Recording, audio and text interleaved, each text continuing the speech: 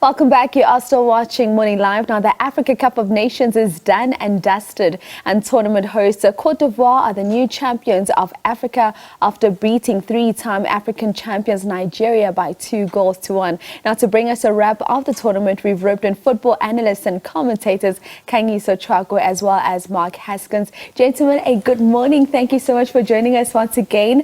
The Hask, I want to start with you because we look at this Africa Cup of Nations. First of all, what a tournament on the field of play.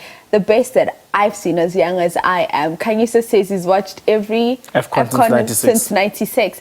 But Mark, let's talk about overall this tournament and how it's been, because you look at the fact that you had the defending champion Senegal coming in, effectively having one bad game, and that good form just evaporated into thin air. And then you've got Cote d'Ivoire, who for every single stage of the competition, everyone was just surprised. Oh, here they are. They threw again, and now they are the African champions. I've always said that sport is the only real reality TV, because you couldn't script this even if you tried. Just the way the tournament played out. We were promised the best AFCON ever by Dr. Petrus Motsepe, and I can say, for me personally, that it's lived up to be exactly that. And so it was absolutely phenomenal. The way Ivory Coast, got reignited and came back from the dead pretty much. Resurrected. They were literally resurrected. And so, yes, it's been a sensational tournament. If you look at the teams that showed up, the likes of Mauritania, Equatorial Guinea, Cape Verde, a lot of these teams, nobody really knew anything about them, but they really put themselves on the map. And then South Africa, Bafana have literally brought the nation back to love them once again, as they did in former years. So everything and more this tournament was. Absolutely. And before we talk about Bafana and what they were able to do, just your thoughts on that final.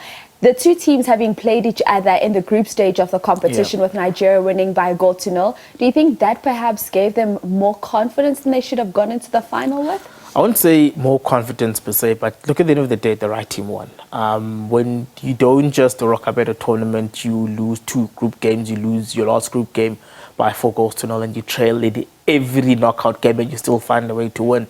So I think that momentum is a word that's kind of overrated, but sometimes you must not also underestimate momentum, that you find a way to win one game, you'll find a way to win others. And the beauty of knockout sport is that you only need one goal to win. I mean, Jacques Dinapa made it very clear through the Rugby World Cup that you only need 1 point to win. Yes, and I mean, football, again, it showed that you only need one goal to win. That's exactly what Ivory Coast did. They found a goal, moved along, And again, I think even when they scored, when Nigeria scored first, they could see the players like, come on, guys, this game's not over. This game, they actually felt more, rejuvenated by conceding, instead of actually dropping their heads when Truce de Kong scored.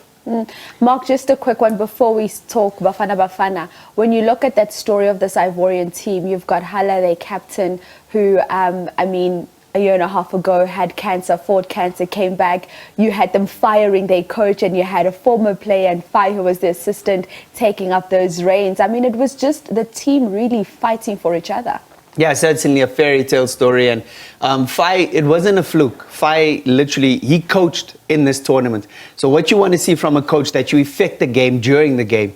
And we saw throughout the knockout phase that he was obviously in charge, that he affected the game. The likes of Adingra, Diakite, who came on and made the difference at the right moments, the substitutes he made, even starting Hala that you mentioned in the semi-final, who got the goal and then got it in the final again. So he's coached in this, and that's why he got coach of the tournament, purely because he affected the games, and that's what you want to see from the bench. And so he's done exceptionally well, but this is certainly a fairy tale story. And it started, we speak about that one goal that can change things, against Senegal, when they got the equalizer, because they were down, they were behind for a very long time against Senegal, got the equalizer, and then eventually, got through that match on penalties. But they came from behind, and that kind of galvanized them. And I think every time they went behind, they drew from that experience and were able to get across the line. And so a gallant performance, and first host nation to win in a very long time. So they deserve it. And, having said that, after what the type of group stage they had, that's a long way to come from. from the resurrection. Let's talk Bafana Bafana. Coach Hugo Bruce, a lot of critics before the team jetted off, just not believing in him and the 23-man squad he took across to Cote d'Ivoire. What do you make of what he's been able to do with the South African team? Semi-finals, first time in 24 years, and they bring home bronze. Cannot argue. Cannot argue. If there's a school that says Hugo Bruce must go, why? You need to answer the question why. Because the mandate, and remember, after the qualification failure when South Africa drew against a third-string Ghana team and then lost to Sudan, Molefe was then relieved of his duties. Press conference at Supper House made it very clear that my mandate is to qualify for AFCON 2025, 2023 and the World Cup. He nearly got to the World Cup. If it wasn't for some dubious officiating in Cape Coast, it could have been a different story.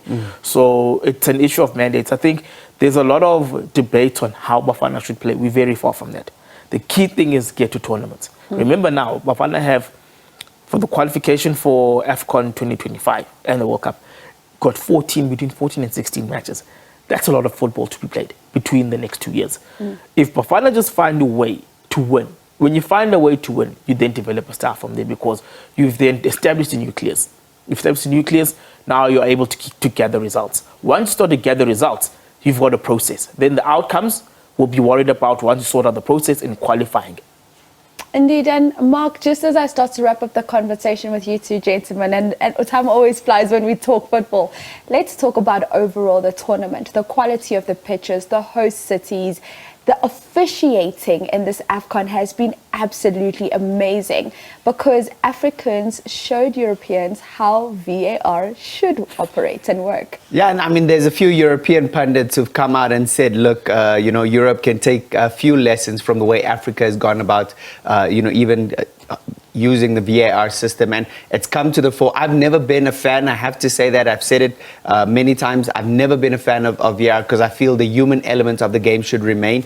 And so the way we've implemented it and what we use it for, I think in this tournament has been stellar. It's been seamless, it's worked really well. There hasn't been unnecessary stoppages of games, and that's what I really appreciate about it. So I think just as a tournament as a whole, there's nothing you can look at and say, wait, that could have been better, that should have been better, whatever.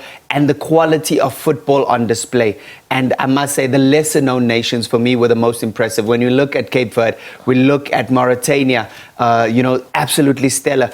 I mean, the top 5 weren't in the last 8. Not one of the top 5 were in the last 8. That speaks to the quality of football on the continent and how the divide has narrowed. And so I'm very happy. It's been stellar. And so long may it continue.